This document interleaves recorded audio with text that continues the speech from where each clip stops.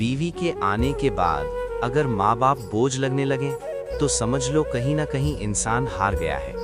आज एक बेटा अपनी माँ और बाप को ओल्ड एज होम छोड़ने आया था।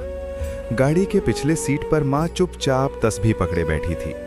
बाप खिड़की से बाहर देख रहा था, जैसे अपना ही घर पीछे छूट रहा हो। फ्रंट सीट पर बेटा था और उसकी बेगम मोबाइल पर बिजी थी। बेगम ने धीरे से कहा, देखो हम दोनों जॉब करते हैं, इनका ख्याल रखना मुश्किल है, यहाँ प्रोफेशनल केयर मिलेगी। बेटा ने हल्का सा सर हिला दिया, मगर उसका दिल जोर जोर से धड़क रहा था।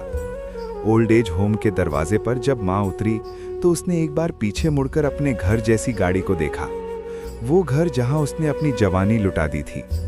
रिसेप्शन पर फॉर्म भरते वक्त बाप ने धीरे से कहा, बेटा अगर हो सके तो कमरे में एक अच्छा सा पंखा लगवा देना। बेटा ने हैरानी से देखा, अब्बा यहाँ तो पंखा लगा हुआ है। बाप हल्का सा मुस्कुरा कर बोला, हाँ बेटा, लेकिन कल जब तुम यहाँ आओगे ना तो तुम्हें ज्यादा गर्मी लगती है।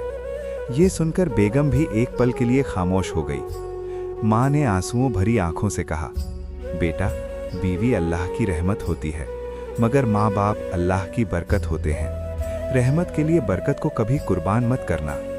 बेटा के हाथ से पेन गिर गया। उसे याद आया, जब उसकी शादी हुई थी तो माँ ने अपने जेवर बेचकर फंक्शन किया था।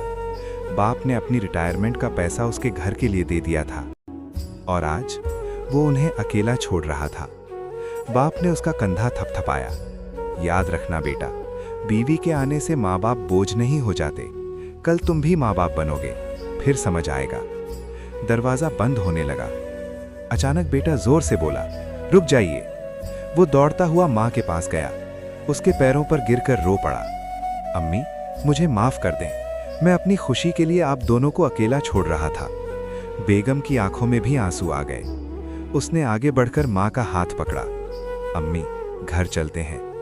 बाप ने सिर्फ इतना कहा, घर तभी बचता है जब उसमें बुजुर्गों की दुआ रहती है। और वो घर वापस आ गए।